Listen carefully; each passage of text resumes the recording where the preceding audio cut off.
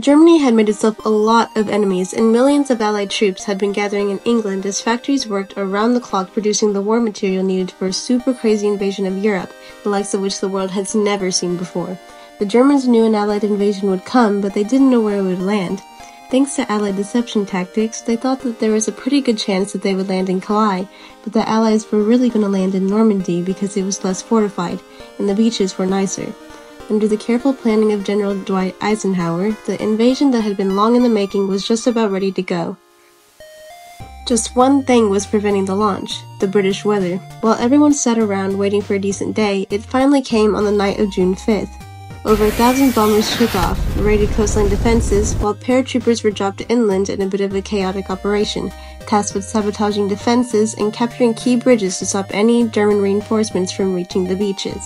Early the next morning, the barrage came as Allied ships fired a huge number of shells at the German fortifications, and then the landings. The Americans at Utah and Omaha, the British at Golden Sword, and the Canadians at Juno. It was a tremendous struggle with a great loss of life, particularly at Omaha, but the Allied troops captured the beaches and the landings were successful. Then they began their movements inland. They took the port of Cherbourg and the city of Cologne. The Americans moved south to capture Brittany. Then, in a massive disaster for the Germans, British and Canadian troops from the north and Americans from the south trapped the German 7th Army in a near wipeout and encircling movement in August. Allied troops landed in the south of France with little resistance on one beach. All they found was a Frenchman handing out champagne. Paris was liberated, and the Germans were pushed out of France as the Allies entered Belgium. In the Far East, the Allies started to push the Japanese out of Burma, and the Americans launched a two-pronged offensive in the Pacific. In the south, General MacArthur led the push to liberate the Philippines, while General Nimitz oversaw the brutal island hopping campaign. American forces moved steadily towards the Japanese mainland. The Japanese believed that the greatest thing a person could do was to die in battle, and the most dishonorable act was to surrender. As a result, they fought ferociously to the very end, and the closer the Americans got to the mainland, the more ferocious the resistance became. In February of 1945, the Americans captured the island of Iwo Jima, and an intense firebombing campaign of Japan's wooden cities began. The Allies suffered some setbacks trying to liberate the Netherlands, but they were making progress and were now threatening the industrial heartland of Germany. Hitler's health, both mentally and physically, was rapidly deteriorating. Things were looking bad, and he was desperate. He said, "We need to turn this thing around, and I've got just the trick." Remember a few years back when we blitzkrieged through the Ardennes and trapped the Allied forces in Belgium? Well, I'm going to do the exact same thing again. He gathered his forces and tried to pound them through the Ardennes. He used up the remainder of Germany's strength and resources, and he managed to create quite a nice bulge.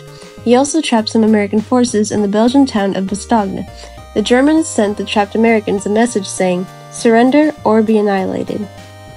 When it was read out to the commanding officer, he said, "They want to surrender?" "No, sir, they want us to surrender." Nuts! And that's what they sent off as their official reply. General Patton's Third Army then managed to break the siege from the southwest, and the Germans were pushed back.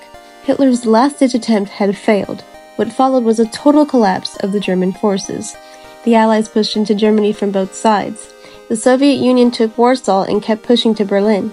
In his bunker, Hitler realized all hope was lost. Berlin fell, and with it, Hitler's dreams of a great German empire. Two of the Axis nations had been knocked out, one to go. The Americans began their assault on Okinawa, the last island before they would reach the Japanese mainland.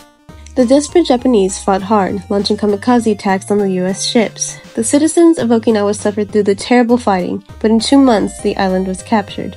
The Allies now had to make a choice, either continuing the devastating struggle up to the Japanese mainland, or they could try to coerce the Japanese into surrendering. Now, in July, the first successful atomic bomb test took place in New Mexico, and the destructive weapon was ready for use. America and the UK were also seeing the Soviet Union, not so much liberating as occupying its captured territories, and so they wanted to put on a show of force. On August 6th, the atomic bomb fell on Hiroshima, then on the 9th, Nagasaki. The cities were reduced to rubble, and for the people living there, it was a terrible fate. But for the Allies, it achieved their main aim. In September, the Emperor announced Japan surrendering, saying the war situation has developed not necessarily to Japan's advantage. After 6 years, the war was finally over. The Allies occupied Japan for 8 years, and the Emperor was allowed to keep his position. But General MacArthur made sure his picture was printed in the Japanese press to display to the Japanese people that their emperor was not the divine, powerful being that they had believed. Germany was divided between America, the UK, France, and the Soviet Union. In 1949, the Allied sectors were united into West Germany. The Second World War had been more terrible and destructive than the First. In its aftermath, two major superpowers with two very different ideologies came out victorious, and the tension between the two of them would create a new kind of war, a very, very cold one. Before I leave you, here's a trivia question. I'll reveal the answer after a short break. Here it is.